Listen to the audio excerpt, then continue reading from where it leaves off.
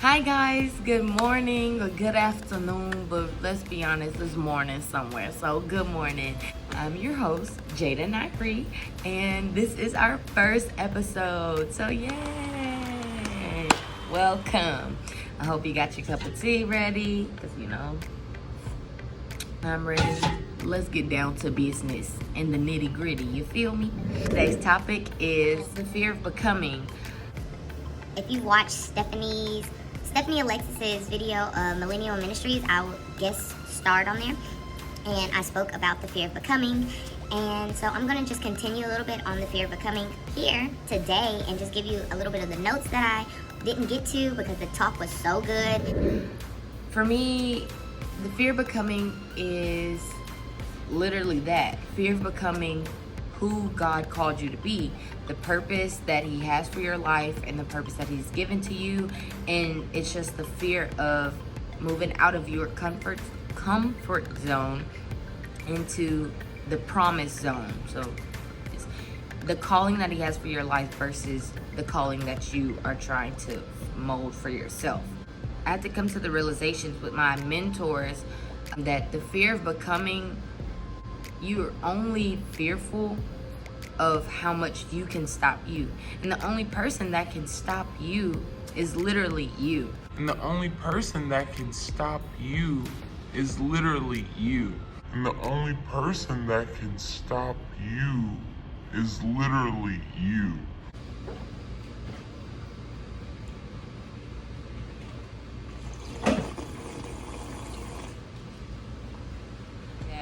Even in the story of Joseph, he would tell his family that God was giving him a dream of him being someone that everyone would have to come to and bow down to. The family, including his dad and his brothers, were like, "Nah, I don't know about that.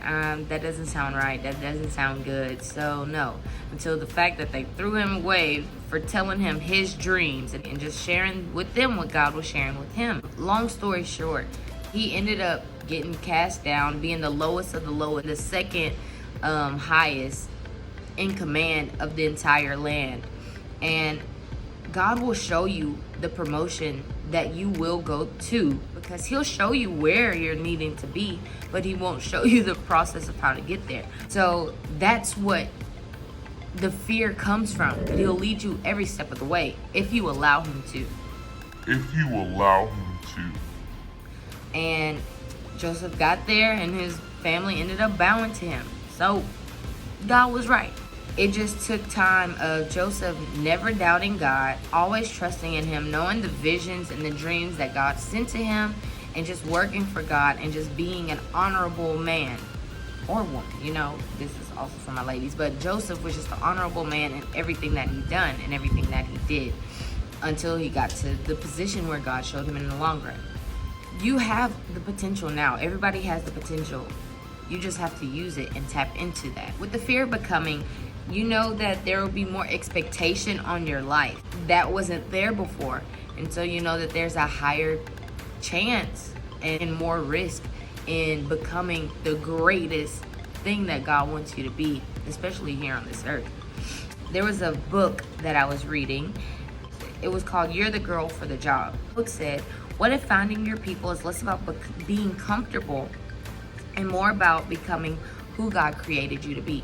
I took it as finding your purpose instead of finding your people is less about being comfortable and more about becoming who God created you to be.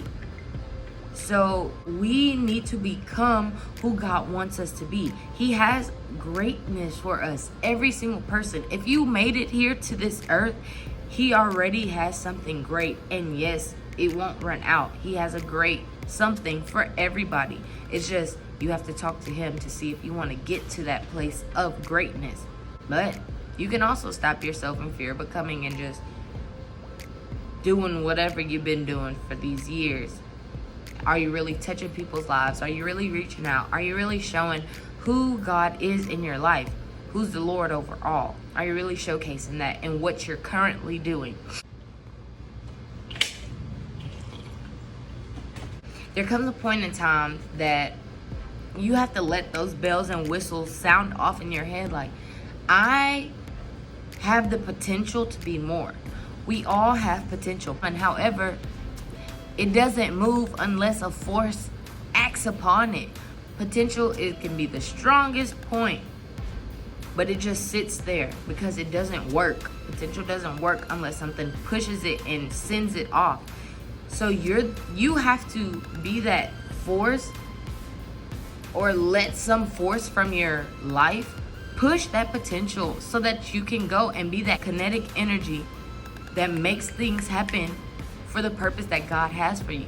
Because faith without works is dead. I know, like, in church, a lot of people think, like, I have the faith, I believe, I have the faith to believe, I have the faith that it can move mountains. Like, yeah, but you also gotta work, you know, like, it's good. We do have that faith. Faith to say to a mountain, move, and it will move. Yes.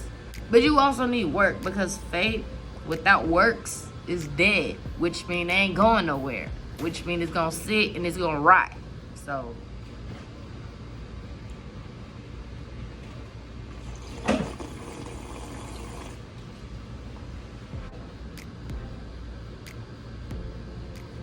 that was good. Hold on, let me rewind that. Faith without works is dead, which means it's gonna sit there and it's gonna rot. Oh.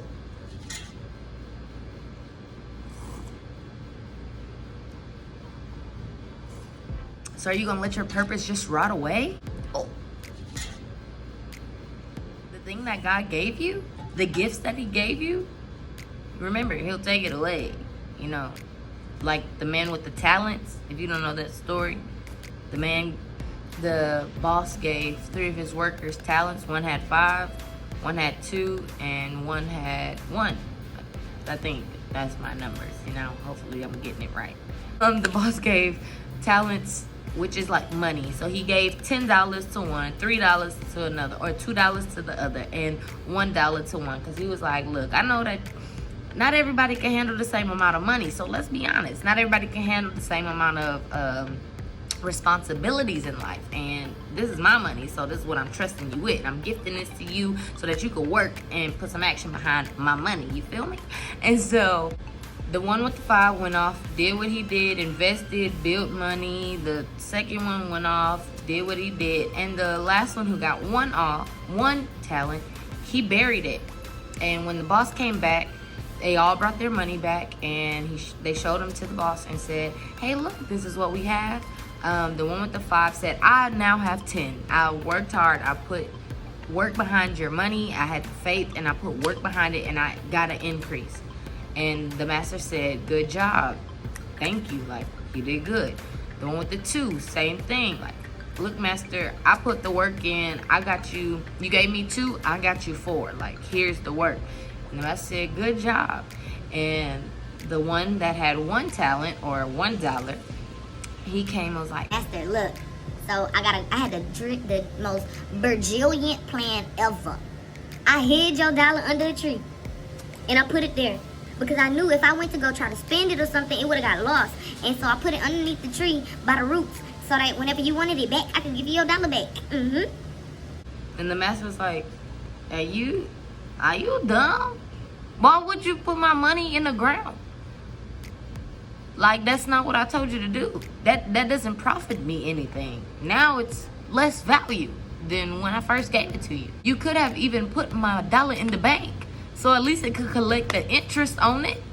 You just put it in the soil? Okay.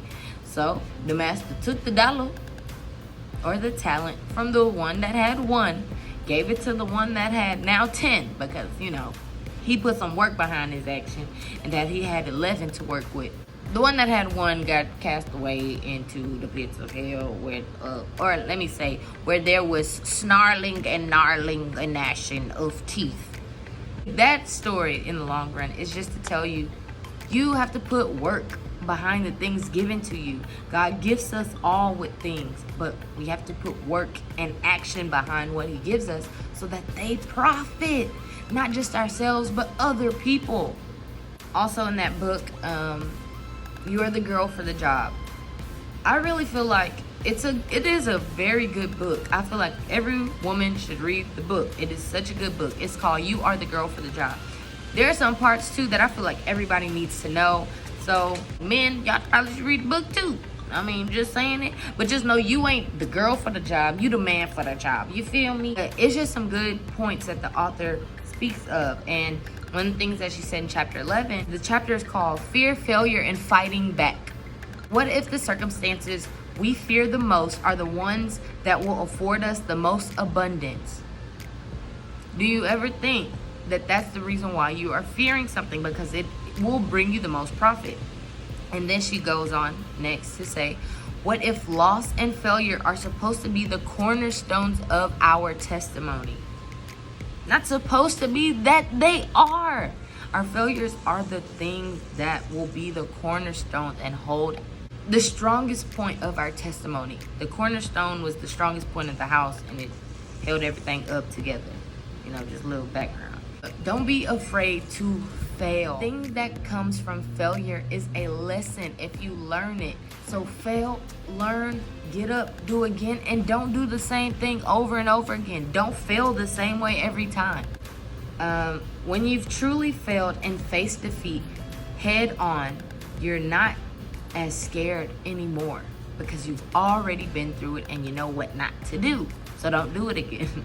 I also took that as a plan that God has for me that I try to go towards and try to succeed in, the purpose and the will.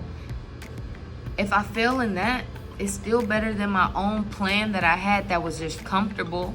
Like, I'd rather fail in the plans of God than succeed in the plans that I have in myself. Like, I'm not trying to play it safe. Like, I'm really not trying to play it safe. I'm trying to do what God has for me, and I want the abundance, because my safe is far less than the worst that I could do with God. Literally, my best is far less than the worst that I can do with God. I promise you. I put everything that I own on that. Every single thing. So the way to fight fear is not to ignore it, but to walk it all the way out. When you see something that is fearful, just go, like, walk through it. So what if fear happens? What do? So what? Walk it all the way out and see if it was even worth fearing in the first place. We give more stuff the power, like, oh, I'm so nervous, I'm fearful of that. But it's like, is it even worth fearing in the first place? Walk it out and see. Probably not, if you finish it out. This is something that she asked. She said, what is the fear that is keeping you from obedience from his call on your life? Obedience is better than sacrifice. You can give God as much as you want to, but if you are disobeying him every time, that don't matter to him. Is you like, all right, cool, people sacrifice, but how many people obey his word every single day at every single moment of life? How many? Be that one, you know? I'm trying to be that one that obeys every single word that he has for me. I answered for myself was, I'm scared to fail. Yes, me. I am scared to fail. You know, like, nobody wants to fail. Nobody wants to hurt. But through failure, it can be such a beautiful thing. And it's going to suck. I'm not just going to be like, Failure is so cute. It's so beautiful. no, failure sucks. Nobody wants to fail. Nobody wants to not succeed. However, through failure, you learn what not to do so that you can succeed the next time that you try again. You feel me? Try again. Do it again. God will not be upset if you fail because you tried. You tried. What the boss said to the man with the talent, if he would have just put it in the bank, like, just at least let me collect the percent interest on my dollar. Dang. So now think this. What would your life look like if you no longer answered to fear?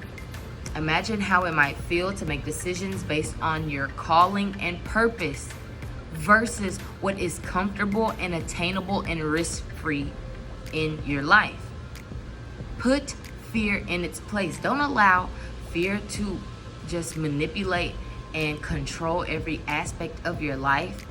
God's calling and purpose on your life It is not comfortable. It's not safe. I'm telling you because I know. Playing for God and doing what he wants you to do and doing the purpose that he has called you to, it ain't safe. It ain't safe, it ain't safe, it ain't safe, it ain't safe, it ain't safe, it ain't safe. It ain't safe. Not in human standards. But with him, he knows the beginning and the ending. He knows the middle. He knows all the in between. And he knows where he's going to take you. Not where he's trying to take you. He's trying to take you because he wants you to listen, to obey, and to walk in the ways of him. But he knows where you're going to go. Hold on. I'm thirsty. Ain't that good? Oh my goodness. Okay, so this is just a quick note. I am not sponsored or nothing. I'm a girl that like tea. Loves tea. I'll drink tea. Hot tea a lot too. I guess that, give that credit to my island side, because hot tea is life. And I'm drinking matcha green tea with turmeric and a detox tea from Yogi. I don't know, whatever it is, but it tastes good. I could see that being like a good Christmas little tea. Also love peppermint tea. And no, I don't use sweetener because that don't sound right to me all the time. Anyway, right now, the tea, while I'm getting to my tea, is because I just looked at the little tea tag on my Yogi tea, and it says, you are unlimited. What? I'm unlimited? So who's putting the limit on me? Myself or fear? Anyway, back to what Jesus was trying to tell me, because he over here telling me a lot through a little. And I randomly picked this bag. In Yogi tea, I noticed that they do have a little message on the back every time. Put fear in this place. We don't got time to fear because you are unlimited. You are unlimited, baby. Do what you got to do. Jesus trying to take you to some higher places, but are you trying to listen? Obedience is better than sacrifice. You better listen. You better get what's meant for you. It's a lot.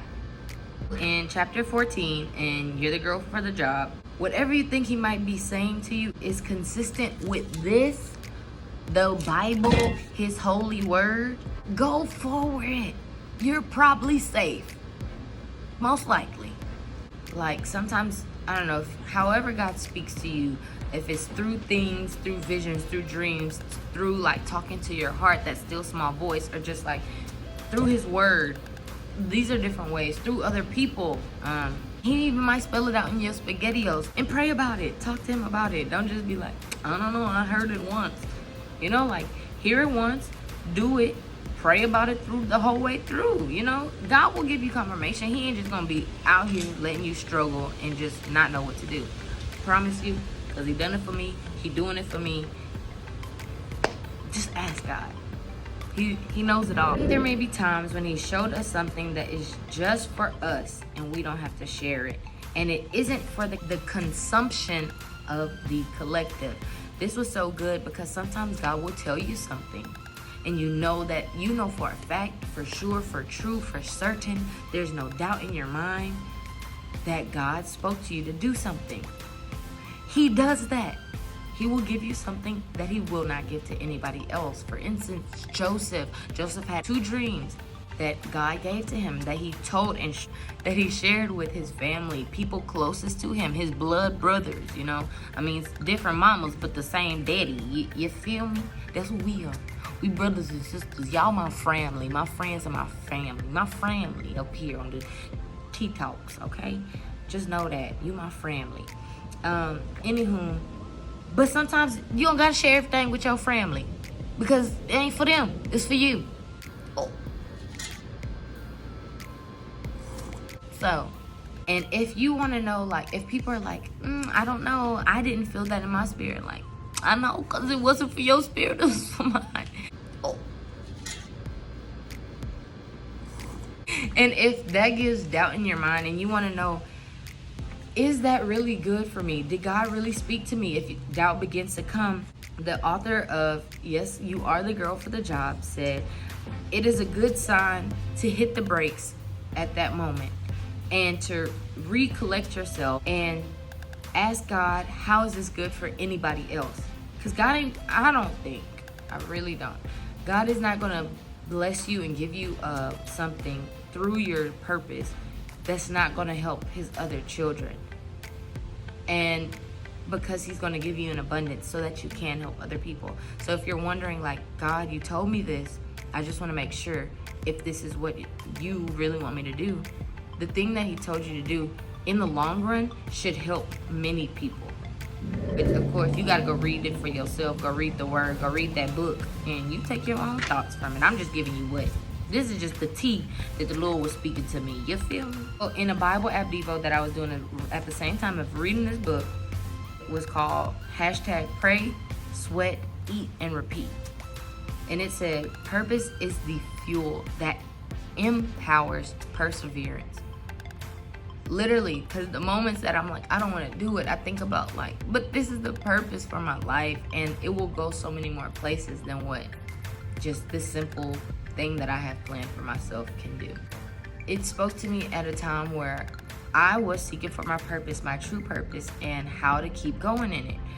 And there will be days when you just like, I'm not feeling it. Like, I'm not feeling it today. I just want to call it a quit.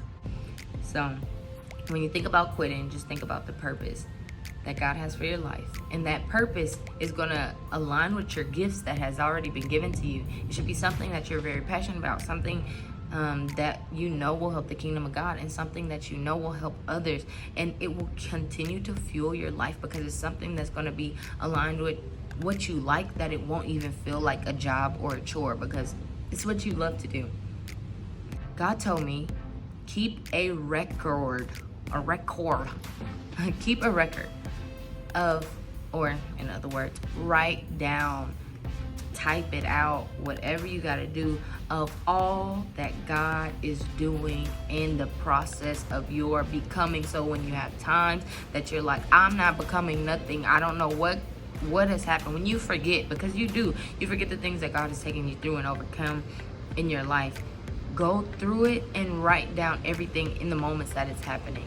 That way you will remember and you won't forget. So it will encourage you whenever you're feeling down and feeling like, I don't know if I could keep on doing this. And read it. That's what I'm saying. You write it, you type it, and you read it in order for you to encourage yourself, lift yourself up, lift your spirits. One of the things that was shown to me is we're scared of doing it wrong and scared to be seen doing it wrong. But y'all gotta remember, it ain't about nobody else when it's the purpose that God has for your life, of how you get there. Because in our culture, it's taboo to do things wrong or have fear, or have error. We literally are trained to have fear and error. Think about whenever you were in school and you didn't really want to raise your hand and you knew the answer, but you were scared to get it wrong in front of your classmates or something else of that nature. We are trained to be scared to get it wrong, even if you know what is right. Last thing, you need to have people around you in your circle who will elevate you and encourage you through edification and speak life into your life. Even if they don't see 100% of the plan, they will still speak life into you. Just know, sometimes you have to go alone and leave the people behind you who are pulling down on you. Because you want those people that will pull you up and encourage you, and who may not know what that plan is that God has for your life. Because the 5 people that you hang around with the most is that person you will become. The little, throw a little Jim Rohn in there, you feel me? It's a good word. That's the tea for the day. Leave the people alone that's holding you down. Listen to what God got to say to you. Put fear in its place. You are unlimited. There's greatness. There's a good calling on your life. There's purpose for your life. You are here for purpose. You are here on purpose. You are not a mistake. You are chosen. You are royal. You are a priesthood. You're a peculiar people. Be strange in it. People gonna think you strange. God already told us we is a peculiar people. So anywho, it's been real. It's been fun. Go steep in God's word a little bit today and enjoy your day. Bye.